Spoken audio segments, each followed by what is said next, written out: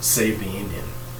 Bacone, it moves to what's now Muskogee in 1880. Edwards College in 1881 is founded by the Muskogee for freedmen. Henry Kendall College in 1882 is established first in Muskogee, then it moves to Tulsa in 1894. It will become the University of Tulsa. New York Mission 1882. Chilocco 1883. Originally Chilocco was for the Cheyenne, Arapaho, Ponca, Comanche, and some of the western tribes. Eventually, though, by the early 1900s, even eastern tribes will be going there. It was an industrial school, which means that they taught specific skills. Tallahassee Manual Labor School was built for freedmen in 1883 by the Muskogees. 1888 report by the Mohonk says that it reports how many boarding schools. There's 69 boarding schools, 85 day schools, 5 industrial schools. So when you start looking at the kind of schools that they're trying to provide, most of those are for direct assimilation. As I mentioned, the boarding schools founded by the 5 tribes, however, were still teaching in the tribal language. Cherokee Female Seminary was rebuilt in 1889 after a fire, and so it's currently northeastern state. 1889, it says the anomalous position heretofore occupied by the Indians cannot no longer be maintained. The reservation system belongs to a vanishing state of things. It says the logic of events demand the absorption of the Indians into our national life, not as Indians, but as American citizens. Fourth, the Indian must conform to the white man's ways, peaceably if they will, forcibly if they must. Translation, tribes were either going to become American citizens or they were going to face some form of sanction. 1891, Miccosukee Academy is rebuilt after it burned.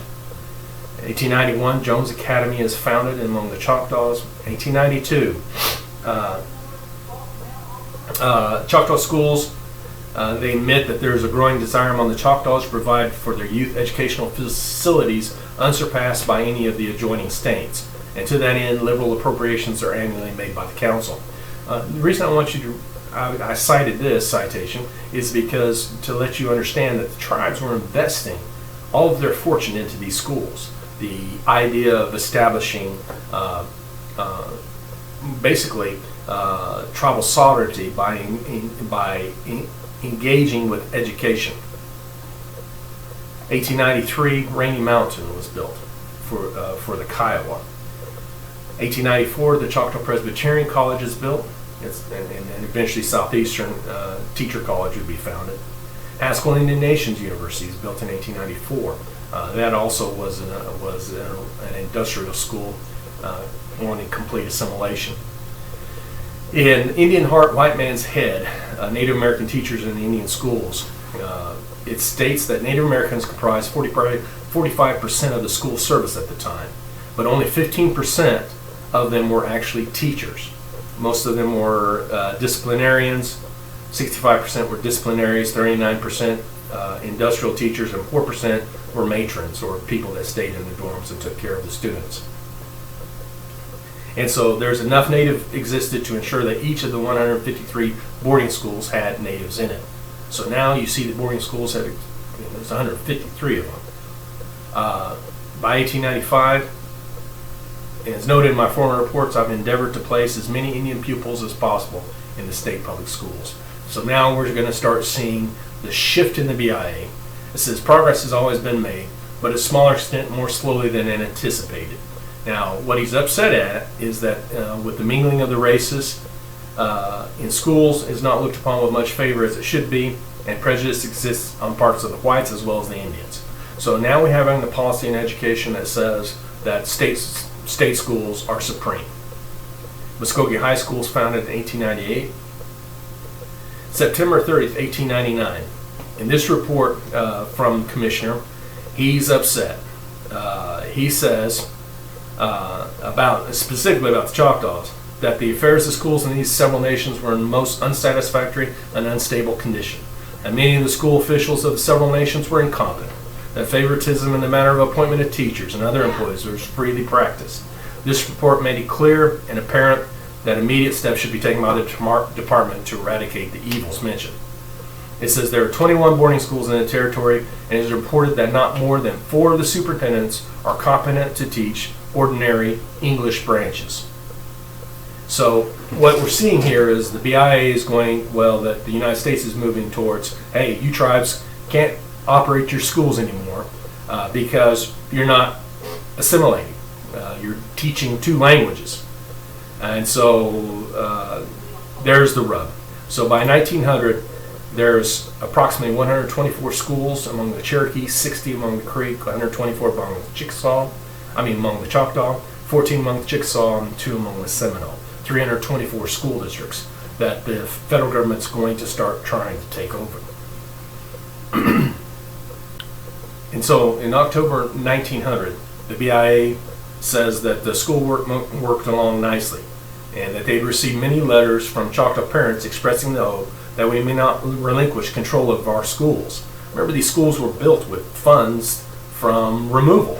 The lands that were lost in Alabama and Mississippi paid for the school buildings. And so the Choctaws don't want to give that up. But under Choctaw management, is it possible for the children to receive thorough training, and the interests of these children demand that the government retain control of their schools? So the BIA is getting ready to take over tribal schools. Oil is discovered in Tulsa in 1901, and Red Fork in 1905 in Glenpool. The commissioner, the 8th Annual Commission to the 5 Civilized Tribes, begins predicting how they're going to take over education from the 5 tribes. Kaw Indian School is established in 1904.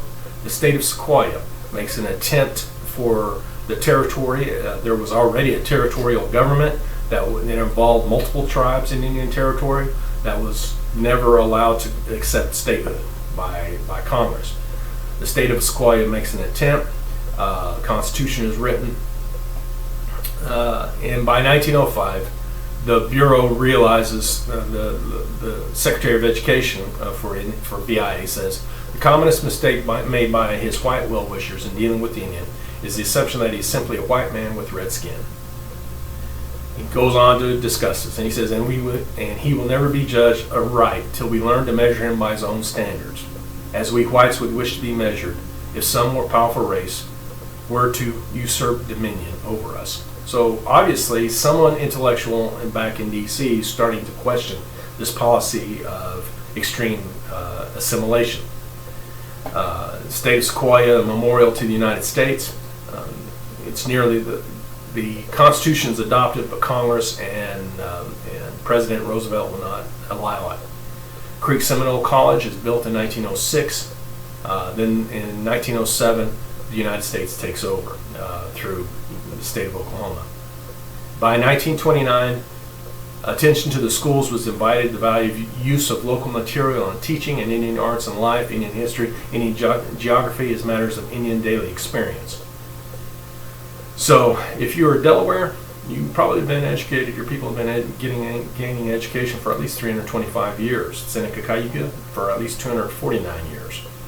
Cherokee, 190 years. Choctaw, 176 years. Muskogee, 175 years. So attending school has pretty much been the Indian way. And now that tribes have regained what's known as tribal self-determination, those schools can probably continue.